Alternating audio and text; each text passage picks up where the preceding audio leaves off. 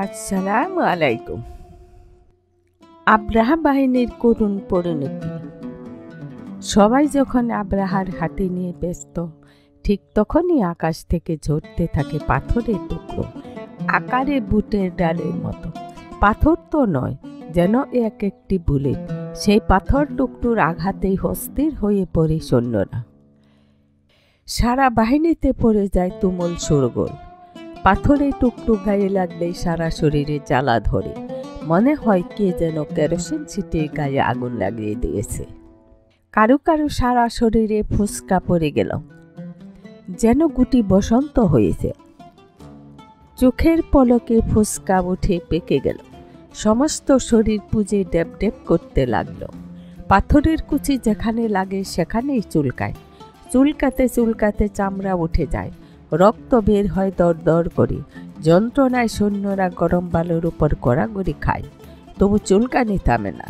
পাথরের আঘাতে কারু কারু গায়ে ক্ষতের সৃষ্টি হয়, দেখতে দেখতে ক্ষতে পচন লাগে, এমনকি হাড় পর্যন্ত বেরিয়ে যায়। সৈনিকরা আকাশের দিকে তাকিয়ে দেখে তাদের মাথার উপর দিয়ে উঠছিল যে পাখিগুলো, ওদেরই ঠোঁটে পায়ে রয়েছে পাথর। পাখিগুলো ফুরুত ফুরুত উঠছে আর পাথর ফেলছে সৈনিকদের উপর।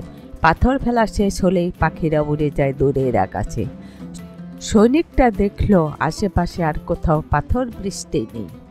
বাহিনীর লোকেরা দাঁড়িয়ে আছে যেখানে, ঠিক সেখান দিয়েই ঘটে যাচ্ছে এত সব কাণ্ড। সৈন্যরা লাইন ছেড়ে দিয়ে দৌড়াদৌড়ি শুরু করে। খোলা মাঠের মধ্য দিয়ে যে দিকে পাড়ি দিল সুর, কিন্তু পালিয়ে যাবেটা কোথায়? আবাবিল পাখিও উড়ে যায় তাদের পিছু পিছু। সৈন্যকে তাক করে একটি মাত্র পাথর ফেলে অমনি শুরু হয় যন্ত্রণা। বসে পড়ে বা দাঁড়িয়ে থেকে চিৎকার দিয়ে কাঁদতে থাকে। সামনের সারিতে থেকে আব্রাহা এসব কিছুই টের পেল না।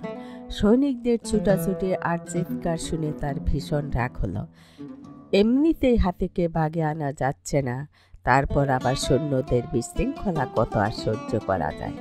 আব্রাহা চিৎকার করে হুঙ্কার ছাড়ে, সৈন্যদের সাবধান করে দেয়, ফাঁসি কাষ্টে ঝোলানোর ভয় দেখায়।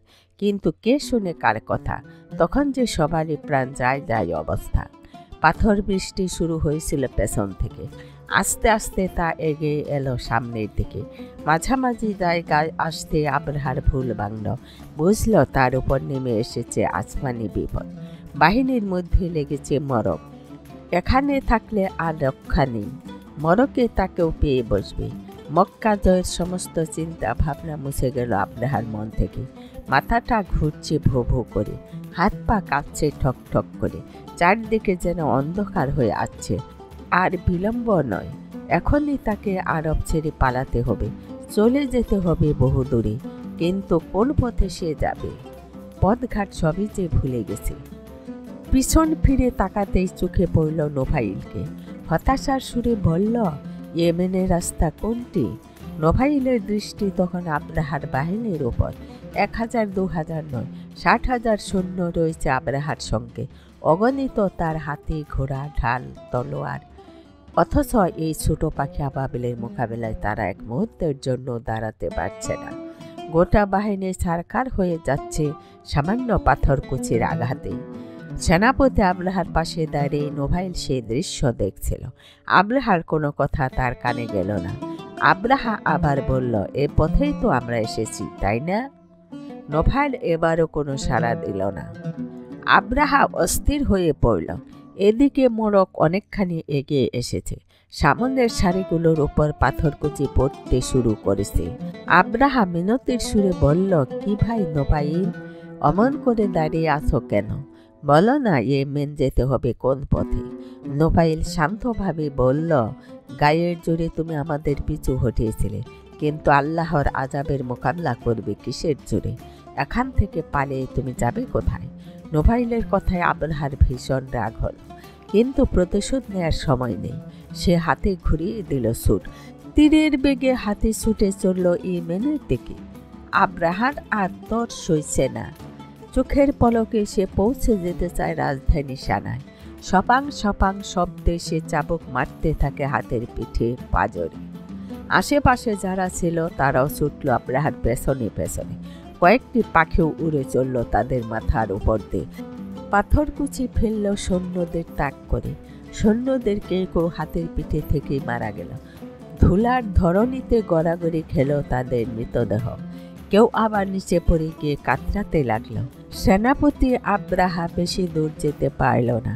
হঠাৎ একটি পাথরের কণা এসে লাগল তার গায়ে। অসহ্য যন্ত্রণায় সে চিৎকার দিয়ে উঠল। অসার দেহ হাতের পেট থেকে গড়িয়ে পড়ল মাটিতে। আব্রাহা মরে গেছে, মরে গেছে হাজার হাজার সৈন্য। কোথাও আক্রমণকারীদের নাম নিশানা নেই। কাবার বিপদ কেটে গেছে। মক্কা এখন স্বাধীন। অল্প সময়ের মধ্যে খবরটা চারদিকে ছড়িয়ে পড়ল। মক্কাবাসীরা পাহাড় পর্বত ছেড়ে ফিরে এলো লোকালয়ে। সাধারণ লোকেরা ফিরে গেল যার যার ঘরে। কবিরা লিখল নানান কবিতা। দলপতিরা গিয়ে মাথা ঠেকালো কাবার দুয়ারে। এই সময়ে কাবা ঘরে 360টি মূর্তি ছিল। মক্কাবাসীরা সকালে বিকালে এই দেবতাদের পায়ে মাথা ঠেকাত। তারা ভাবত অপরিসীম ক্ষমতায় এই দেবতাদের। দুনিয়াতে যা কিছু হয় দেবতাদের ইচ্ছা মতো হয়। কিন্তু আব্রাহার এই ঘটনার পর দেবতার কথা সবাই ভুলে গেল। তাদের মনের পর্দায় ভেসে উঠল আল্লাহর ধারণা। খুশির চুটে নেতারা বলে উঠল, পাখিগুলো দেখে আমরা আল্লাহর শুকর করেছি। ওঠো, তোমার আল্লাহর বন্দগিতে লেগে যাও। আরববাসীদের মধ্যে বেশ কিছুদিন এই ধারণা চলতে থাকলো। তারা সব সময় আল্লাহর ইবাদত করত। কথায় কথায় আল্লাহর নাম মুখে আনত। আল্লাহর নামে কসম করত। এই সময়ে পূজার ঘরে কেউ বাতি জ্বালাত না। কাবা ঘরের বড় বড় মূর্তির পায়ে কেউ মাথা ঠেকাত না। ইতিহাসের পাতায় লেখা আছে এসব কথা। এই ঘটনাটি ঘটেছিল 570 খ্রিস্টাব্দের মুহররম মাসে। আব্রাহার কাবা আক্রমণের ঘটনাটি মানুষের মনে এতখানি দাগ কাটে যে এই বছরটিকে তারা হস্তি বর্ষ হিসেবে আখ্যায়িত করে।